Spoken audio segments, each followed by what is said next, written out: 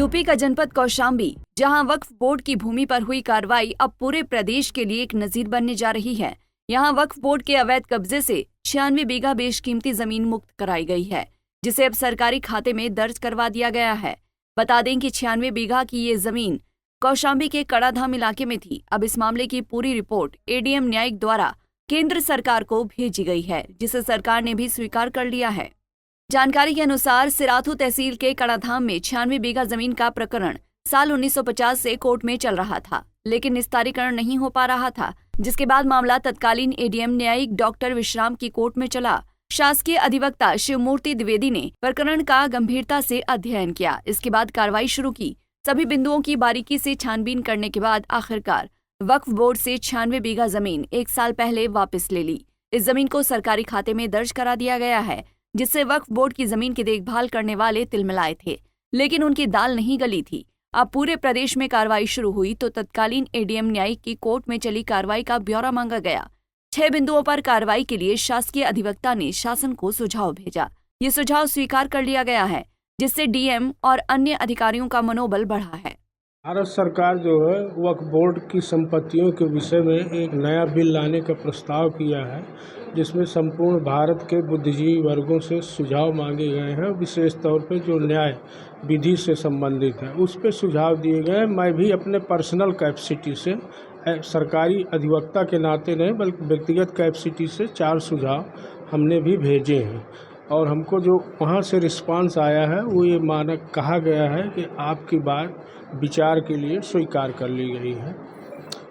जहाँ तक ख्वाजा कड़क शाह कड़ा की वक्फ संपत्ति का मामला है, वर्ष 2022 में तत्कालीन अपर जिलाधिकारी न्यायिक द्वारा 96 बीघे ज़मीन राज्य सरकार में वेस्ट किए हैं, और ये मुकदमा 1946 से चल रहा था।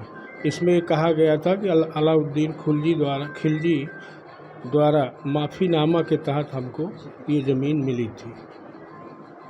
वहीं इस पूरे मामले पर कौशाम्बी डीएम मधुसूदन हुल्गी ने बताया कि ये जमीन वक्फ बोर्ड रजिस्टर्ड थी। जब विवाद कोर्ट में चला तो सामने आया कि ये जमीन ग्राम सभा की थी।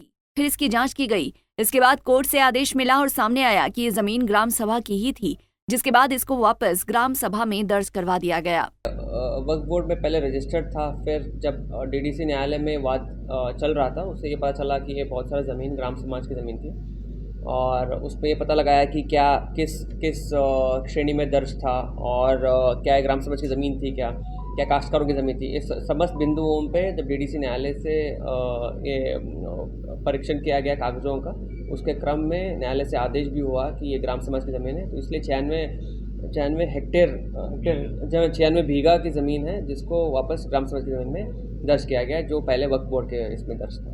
इस जो जब्त की गई ज़मीनें हैं जिस पर कब्जा है, क्या कब्जा हटाने की कार्रवाई की जाएगी? बिल्कुल, अगर ग्राम समाज की ज़मीन में अगर दर्ज होते ही उस पर कार्रवाई होगी, और जो भी हमारे ग्राम समाज की ज़मीन है उसको ग्राम समाज की ज़मीन की नियत किया जाएगा, और जन के हित में ही उसको उपयोग किया। बहरहाल कौशाम्बी का ये मामला न केवल स्थानीय समुदाय के लिए एक सकारात्मक बदलाव का प्रतीक है, बल्कि ये पूरे देश में वक्फ संपत्तियों के संबंध में कानूनी अधिकारों और दावों की समीक्षा का भी आधार प्रदान करता है। ये कदम दिखाता है कि कैसे कानून और प्रशासनिक कार्यवाही के माध्यम से समाज में न्याय की बहाली की जा सकती है। पंजाब केसरी टीवी के लिए कौशाम्बी से कुलदीप की रिपोर्ट। हमसे जुड़े रहने के लिए हमारे YouTube चैनल को सब्सक्राइब करें और नई वीडियो की नोटिफिकेशन के लिए बेल आइकॉन को दबाएं। अगर आप ये वीडियो Facebook पर देख रहे हैं तो लाइक जरूर करें और ज्यादा से ज्यादा शेयर करें। धन्यवाद।